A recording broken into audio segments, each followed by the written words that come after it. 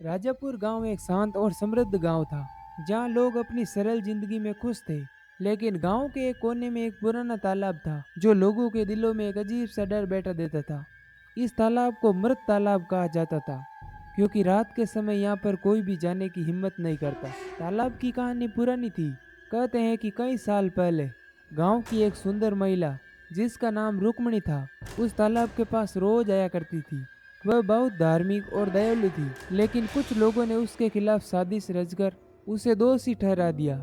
उन्होंने उसे गांव से बाहर निकालने का फैसला किया और उस पर इतने अत्याचार किए कि रुक्मणी ने खुद को उसी तालाब में डुबो दिया।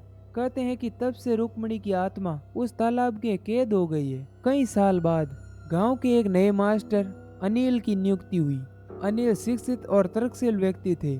उन्हें इन अंधविश्वासों पर कोई भी विश्वास नहीं था। जब उन्होंने गांव के लोगों से तालाब के बारे में सुना, तो उन्होंने इसे एक महज अफवाह माना। लेकिन जब उन्होंने देखा कि गांव के लोग सचमुच तालाब से डरते हैं, तो उन्होंने खुद इसकी जांच करने का फैसला किया।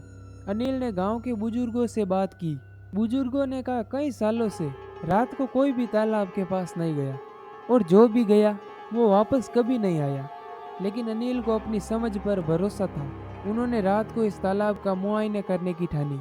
एक शांत और ठंडी रात को, जब पूरा गांव सो रहा था, अनिल ने अपने साथ एक पुराना लैंप और एक मोटी किताब लेकर तालाब के पास पहुंचे। तालाब के पास पहुंचते ही हवा में एक अजीब सी ठंडक थी और उन्हें एक भय महसूस होने लगा। तालाब का पानी शांत था, लेकिन तालाब में एक अजीब सी चमक थी। लेकिन इस पर अनिल ने कुछ खास ध्यान नहीं दिया। आधी रात के करीब और पानी के पास बैठ गए। उन्होंने सोचा शायद वे कुछ घंटे यहाँ पर बैठकर सबूत जुटा पाएंगे कि यह सब अफवाहें हैं। जैसे ही रात हुई, उन्हें तालाब के पास अजीब सी आवाजें सुनाई देने लगी। ये आवाजें मानो किसी के चलने की थी, लेकिन वहाँ उन्हें कोई भी नहीं दिख रहा था। उन्होंने अपनी किताब पढ़ने की कोशिश की, लेकिन उनका ध्यान कहीं और ही था। आधी रात के करीब जब अनिल तालाब के पास बैठे थे, अचानक उन्हें पानी में हलचल महसूस हुई। जैसे ही उन्होंने ऊपर देखा, तालाब के बीच एक काली आकृति दिखाई दे रही है। यह आकृति धीरे धीरे पानी से बाहर आने लगी। यह रुक्मणी की आत्मा थी, जो सालों से इस तालाब में कैद थी। रुक्मणी की आत्मा ने अनिल की ओर देखा और कहा, तुम यहाँ पर क्यों आए हो? यह जगह तुम्हारे लिए नहीं है। अनिल ने डरते हुए पूछा, तुम कौन हो और यहाँ पर क्या कर रही हो? रुक्मणी ने अपनी पूरी कहानी सुनाई कि उसे कैसे झूठे आरोप में फंसा दिया गया, इसलिए वह अपने अन्याय का बदला लेने के लिए भटक रही है। रुक्मणी ने अनिल से कहा कि वह इस तालाब में कैद रहेगी जब तक कोई उसके निर्दोष होने का सबूत नहीं देता और उसे न्याय नहीं दिलाता। अनिल ने उसे वादा किया कि वह उसकी मदद करेगा, लेकिन इसके लिए उन्हें गांव के इतिहास की गहराइयों में जाना होगा और सच्चाई का पता लगाना होगा। लेकिन जैसे ही अनिल ने यह वादा किया, रुक्मणी की आत्मा ने उसे तालाब में खींचने की कोशिश की।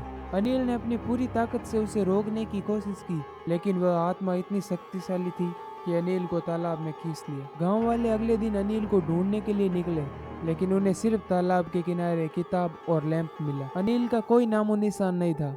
यह देखकर गांव के लोग और भी डर गए।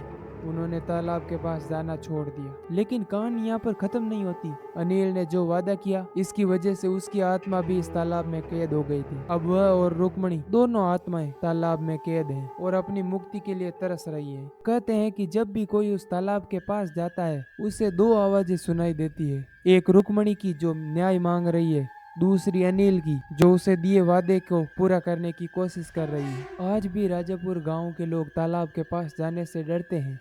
वे कहते हैं कि जब तक रुक्मणी और अनिल की आत्माओं को मुक्ति नहीं मिलेगी, जब तक तालाब का रहस्य रहस्य ही बना रहेगा, और जो भी इस रहस्य को सुलझाने की कोशिश करेगा, वह इस तालाब की गहराइयों में खो जाएगा, जैसे कि अनिल खो गया। तो दोस्तों, अगर ये कहानी आपको सोचने पर मजबूर कर रही है, तो हमारे चैनल को सब्सक्राइब करके हमारे चैनल का हिस्सा जरूर बने, क्योंकि हमारी हर कहानी के पीछे छिपा है एक अनकहा राज।